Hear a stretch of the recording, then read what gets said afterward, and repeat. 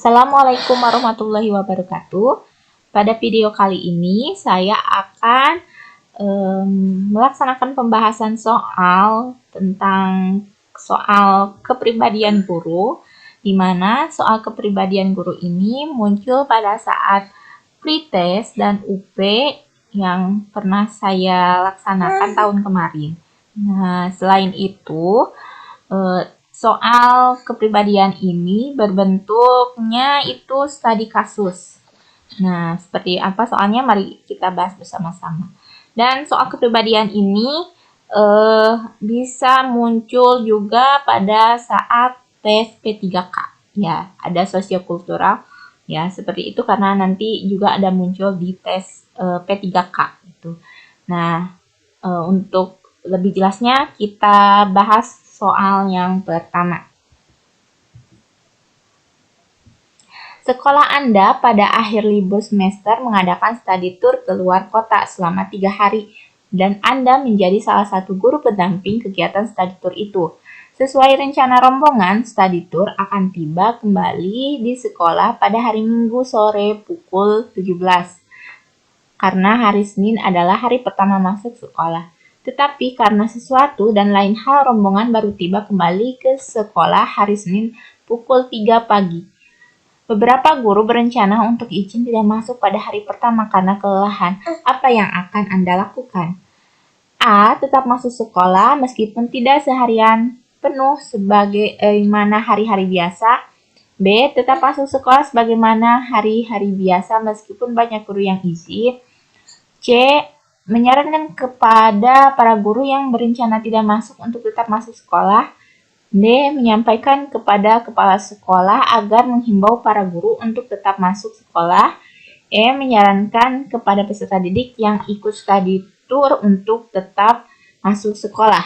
Nah, di sini yang dibutuhkan adalah tingkat keprofesionalan seorang guru. Maka ketika meskipun sampai pada hari Senin pukul 3 pagi, ya, jadi disarankan untuk tetap masuk sekolah sebagaimana hari-hari biasa meskipun banyak guru yang izin. Jadi jawabannya adalah B. Alasannya karena dengan pertimbangan akan sensitif, bila mana kita sendiri yang menyarankan kepada beberapa guru untuk tetap masuk. Kata tetap masuk sepertinya memaksa kehendak sendiri. Jadi lebih baik kita tetap masuk sekolah aja sendiri. Nah, tidak menyarankan kepada orang lain karena lebih sensitif. Oke, pertanyaan selanjutnya. Sebagai guru yang dianggap kompeten, Anda diminta menggantikan guru lain yang kebetulan sakit untuk mengkoordinasikan panitia kegiatan peringatan HUT Kemerdekaan RI di sekolah. Yang akan Anda lakukan atas permintaan ini adalah A. Mengkoordinasikan dan bersinergi dengan pihak-pihak yang terlibat dalam kepanitiaan yang disusun sebelumnya. B. Menerima tugas itu dan menjalankannya setelah selesai mengerjakan tugas-tugas lain yang telah datang terlebih dahulu. C. Walaupun dengan berat hati akan bekerja dan menjalankan tugas itu apa adanya. D. Merombak dengan kepanitiaan baru yang Anda pilih sendiri karena Anda percaya akan kompetensinya yang baik. E. Menolak penunjukan tersebut karena bukan tugas yang seharusnya dilakukan. Ini atas permintaan tersebut yang kita lakukan perlu mengkoordinasikan ya dan bersinergi dengan pihak-pihak yang terlibat dalam kepanitiaan yang disusun sebelumnya. Karena kata kunci yang di soal guru diminta untuk mengkoordinasi panitia ya. Tuh, oke. Pertanyaan selanjutnya. Pi adalah siswa yang pendiam dan memiliki prestasi akademik yang rendah, namun memiliki bakat yang sangat baik dalam bidang seni tari. Sebagai guru, saya menghadapi siswa seperti Pi dengan A. Membiarkan saja karena masing-masing siswa akan berkembang dengan sendirinya. B. Memberikan pekerjaan rumah yang lebih dari yang lain untuk meningkatkan prestasi akademik. C. Memberitahu kepada orang tuanya untuk memberikan les tambahan agar prestasi akademiknya meningkat. D. Memberitahu orang tuanya tentang keadaan sebenarnya dan menjelaskan kepada Pi bahwa menari bukanlah hal yang diperhitungkan untuk keberhasilan di sekolah. E. Membimbing Pi untuk meningkatkan prestasi akademiknya disertai memfasilitasi bakat menari agar berkembang secara optimal. Nah, kita sebagai guru di sekolah, selain sebagai guru, kita juga sebagai orang tua siswa. Nah, yang perlu kita lakukan adalah membimbing siswa kita itu untuk berkembang, baik segi prestasi akademiknya ataupun non-akademiknya, agar seimbang. Makanya, dalam hal ini, kita perlu membimbing CP untuk meningkatkan prestasi akademiknya, disertai memfasilitasi bakat menari agar berkembang secara optimal. Jadi bisa berkembang seiringan. Karena prestasi akademik dan non-akademik harus berjalan beriringan. Jadi di samping kita memfasilitasi dan mendukung bakatnya, kita juga harus membimbing bagian akademiknya. Oke, pertanyaan selanjutnya. Di sekolah tempat Anda bekerja masih sering dijumpai beberapa siswa yang merokok di kamar mandi. Padahal sekolah sudah memberikan tulisan peringatan serta aturan untuk tidak merokok dan tidak membawa rokok ke dalam area sekolah. Sebagai guru yang berkewajiban memberikan tauladan, berikan solusi atas permasalahan di atas. A. Saya akan lebih aktif dalam memperingatkan siswa-siswa yang kedapatan sering merokok di kamar mandi untuk tidak mengulangi lagi perbuatannya dan menghimbau siswa yang lain untuk tidak meniru hal itu. B. Bersama seluruh komponen sekolah untuk memberikan contoh perilaku baik tidak merokok. C. Karena ada petugasnya masing-masing, guru, bimbingan dan konseling, dan tatib sekolah, sebaiknya saya memilih berdiam diri untuk menghindari kesalahpahaman. D. Saya meminta kepala sekolah agar turun langsung menangani masalah ini dengan memberikan sanksi kepada siswa-siswa yang merokok agar mereka jera. Memanggil orang tua siswa yang kedapatan merokok agar dapat memberikan bimbingan dan arahan kepada anaknya. Nah, karena anak itu adalah salah satu komponen yang meniru paling baik ya, makanya kita sebagai orang tua di sekolah bukan hanya guru saja, tapi seluruh komponen sekolah untuk memberikan contoh perilaku yang baik untuk tidak merokok. Maka jawaban yang paling tepat adalah B ya. Karena guru saja tak cukup dan harus didukung warga sekolah dan menjadi tauladan. Oke. Selanjutnya, terdapat siswa yang mengeluhkan kepada guru bahwa dalam tugas-tugas kelompok seringkali dipaksa teman-temannya untuk menyelesaikan tugas itu sendirian. Hal ini karena siswa tersebut selain pandai, juga anak orang berada, sehingga kebutuhan-kebutuhan dalam mengerjakan tugas mudah dipenuhi. Menanggapi hal tersebut, Anda A. Memfasilitasi pertemuan anggota kelompok agar tidak terjadi pemaksaan dan semua anggota berkontribusi dalam mengerjakan tugas kelompok. B. Meningkatkan pemantauan proses kerja kelompok dan menginformasikan hasil evaluasi serta keterlibatan setiap anggota dalam kerja kelompok. C. Memberikan teguran kepada siswa-siswa yang enggan terlibat dalam kerja kelompok agar tidak mengulangi perbuatannya. D. Merekomendasikan kepada guru bimbingan dan konseling untuk mengerjakan keterampilan bekerja sama pada kelas siswa tersebut. Menyuruh siswa tersebut menerima saja perlakuan teman-temannya daripada mereka membulinya. Oke, sebagai guru dalam hal ini kita perlu menanggapi dalam meningkatkan pemantauan proses kerja kelompok ini ya, dan menginformasikan hasil evaluasi serta keterlibatan setiap anggota dalam kerja kelompok. Jadi kita harus memantau proses kerja kelompok, terus hasil evaluasi dan keterlibatan dari setiap kelompok saat melakukan penilaian ya. Jadi jawabannya yang B. Karena proses pembelajaran efektif kalau dari pernyataannya karena guru tidak sekedar memantau tapi juga melakukan dan menginformasikan hasil evaluasi pembelajarannya. Jadi nanti dievaluasi oleh guru kepada siswa dan kepada kelompok tersebut. Baik, pertanyaan selanjutnya. Suatu ketika hasil pekerjaan yang sudah Anda kerjakan dengan susah payah dikritik tajam oleh kepala sekolah. Menghadapi kritikan tersebut, pernyataan paling mendekati reaksi Anda adalah A. Tidak membalas kritikan tersebut dan juga tidak melakukan perbaikan karena tidak ada gunanya. B. Tetap mempertahankan hasil pekerjaan saya dan berargumentasi dengan kepala sekolah. C. C. Menerima kritikan apa adanya dan mencari sumber referensi baru yang mendukung. D. Menahan diri, mencermati kritikan tersebut untuk melakukan perbaikan. E. Meminta penjelasan dan dukungan kepala sekolah dan mencari strategi baru untuk perbaikan.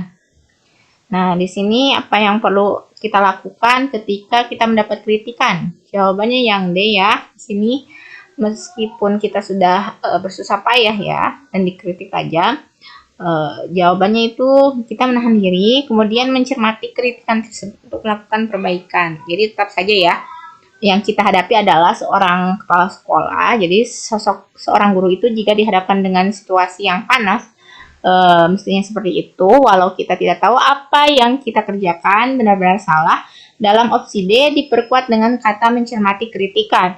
Nah, dalam statement ini kita belum tahu apakah kepala sekolah kritikannya benar atau tidak. Itu jawaban dan alasannya. Oke, pertanyaan selanjutnya. Sudah seminggu sampah di depan rumah Anda tidak diambil oleh petugas pengambil sampah karena mobil pengangkut sampah rusak.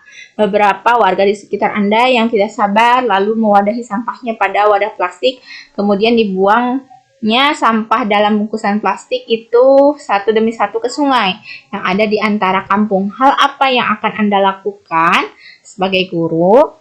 A. Mengingatkan warga agar tidak membuang sampah ke sungai karena akan menimbulkan pencemaran dan banjir. B. Membicarakan persoalan tersebut dengan ketua RT dan tokoh masyarakat untuk mencari solusi permasalahan tersebut. C. Menyewa mobil yang dapat mengangkut sampah untuk mengangkut sampah warga yang sudah tertumpuk seminggu. D. Meminta tukang sampah untuk bertanggung jawab agar segera mengangkut sampah yang sudah menumpuk seminggu. E. Membuang sendiri sampah yang sudah menumpuk seminggu ke tempat pembuangan akhir meskipun jaraknya jauh. Oke. Nah, di sini yang perlu kita lakukan sebagai warga ya, kita harus membicarakan persoalan tersebut kepada ketua RT dan tokoh masyarakat karena hal ini berkaitan dengan kepentingan orang banyak, jadi tidak bisa diputuskan sendiri dan harus didiskusikan dengan ketua RT dan tokoh masyarakat yang memiliki hak ya, memiliki tanggung jawab dan mengambil keputusan dari masalah tersebut. Oke, pertanyaan selanjutnya. Anda diberikan amanah sebagai ketua panitia penerimaan siswa baru dengan sistem zonasi. Daya tampung sekolah Anda 120 siswa. Kebetulan calon siswa urutan 120 ada 2 calon siswa yang skornya sama. Salah satunya adalah keponakan kepala sekolah, tetapi pada saat pendaftarannya kalah dulu dengan calon siswa yang bukan keponakan kepala sekolah. Hal apa yang akan Anda lakukan? A. Menerima keponakan kepala sekolah meskipun mendaftarnya lebih dahulu daripada calon siswa lainnya. B. Menerima calon siswa lainnya bukan keponakan kepala sekolah karena mendaftar lebih dulu untuk menjaga objektivitas. C. Mengusulkan kepada pimpinan untuk menambah daya tampung menjadi 121 agar keduanya diterima. D. Memohon maaf kepada kepala sekolah agar keponakannya tidak dapat diterima sebagai siswa baru.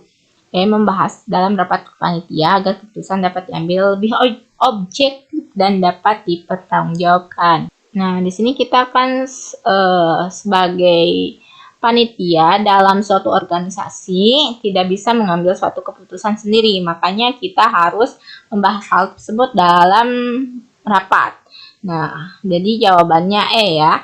Segala sesuatu yang menyangkut orang banyak ataupun suatu organisasi, keputusan harus diambil melalui kesepakatan rapat. Makanya yang perlu kita lakukan adalah membahas dalam rapat panitia. Oke, pertanyaan selanjutnya, pandangan Anda tentang keterlibatan masyarakat dalam menyelenggarakan pendidikan di sekolah adalah A. Masyarakat memiliki potensi yang dapat dikolaborasikan dengan kegiatan sekolah sesuai prosedur dan aturan yang berlaku. B. Masyarakat merupakan partner sekolah dalam memajukan pendidikan peserta didik serta perlu diikutkan dalam perencanaan sekolah. C. Masyarakat dan sekolah perlu bekerja sama dengan membuat kontrak kesepakatan yang nyata dalam dokumen yang dapat dipertanggungjawabkan. D. Masyarakat perlu dilibatkan dalam menopang pendanaan C. Masyarakat dan sekolah perlu bekerja sama dengan membuat kontrak kesepakatan yang nyata dalam dokumen yang dapat dipertanggungjawabkan. D. Masyarakat perlu dilibatkan dalam menopang pendanaan pembangunan sekolah sehingga sekolah secara tepat mencapai kemajuan-kemajuan yang luar biasa. E. Sekolah yang baik harus memiliki kemandirian mutlak. Masyarakat merupakan pihak yang dilayani. Nah, yang paling tepat itu adalah di sini masyarakat itu memiliki potensi-potensi yang dapat dikolaborasikan dengan kegiatan sekolah sesuai prosedur dan aturan yang berlaku, karena alasannya itu sekolah berfungsi sebagai lembaga sosial yang melayani anggota-anggota masyarakat dalam bidang pendidikan. Itu alasannya. Oke, pertanyaan selanjutnya. Suatu ketika terdapat tetangga yang meminta Anda untuk menjadi mediator dalam penyelesaian konflik antar saudara berkaitan harta warisan. Hal apa yang akan Anda lakukan? A. Menerima permintaan itu dengan sepenuh hati dan berupaya mencari solusi terbaik. B. Menyarankan untuk meminta bantuan lembaga hukum karena hal itu bukan bidang guru. C. Menolak permintaan itu karena guru tidak memiliki keahlian di bidang itu. D. Menyarankan kepada seluruh anggota untuk berdamai berlandaskan nilai agama. D. Mengumpulkan seluruh keluarga yang berkonflik untuk dinasihat. Hal yang paling tepat yang perlu kita lakukan adalah menyarankan untuk meminta bantuan lembaga hukum karena hal itu bukan bidang guru. Nah, alasannya itu dengan diserahkannya ke pihak yang berwenang karena lembaga hukum itu lebih memahami, dan kita sebagai guru belum tentu memahami tentang hal tersebut. Jadi lebih tepatnya menyarankan untuk meminta lembaga bantuan hukum. Oke, pertanyaan selanjutnya. Seorang guru memiliki siswa dari anak pengawas sekolah di kotanya. Siswa tersebut memiliki nilai rendah. Kepala sekolah meminta agar nilai siswa tersebut ditambah sehingga dapat masuk dalam kelompok siswa berprestasi baik. Bagaimana tanggapan guru terhadap permintaan kepala sekolah tersebut? A. Memberikan nilai apa adanya sesuai dengan pencapaian siswa meskipun kepala sekolah meminta menaikkan nilainya. B. Mempertimbangkan rasa segan kepada kepala sekolah seraya menambah poin nilai sesuai yang dibutuhkan saja.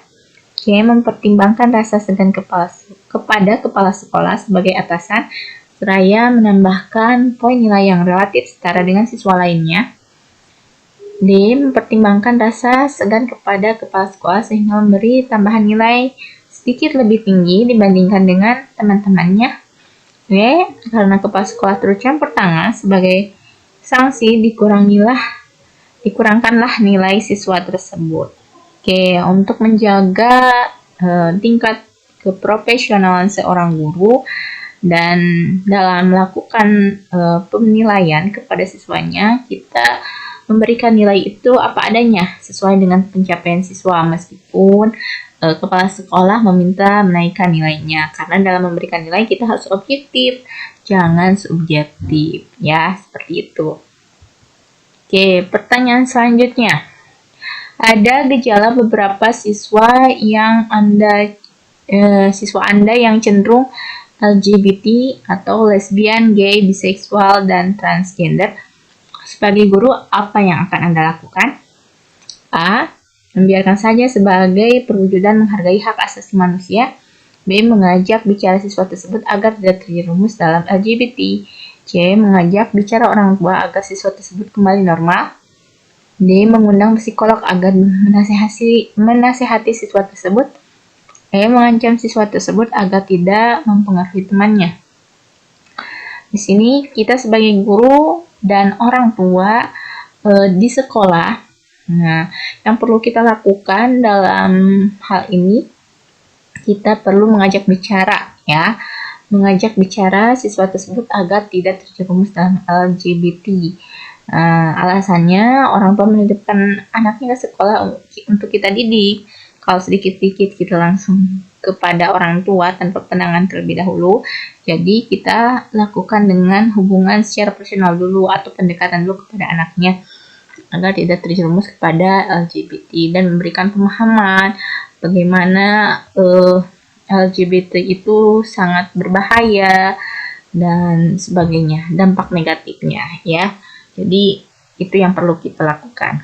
Oke, mungkin untuk pembahasan soal tentang kepribadian dan sosial guru untuk bagian pertama sampai di sini. Untuk pembahasan soal berikutnya saya akan lakukan di video selanjutnya. Terima kasih sudah menonton video kali ini. Sampai jumpa di video selanjutnya. Wassalamualaikum warahmatullahi wabarakatuh.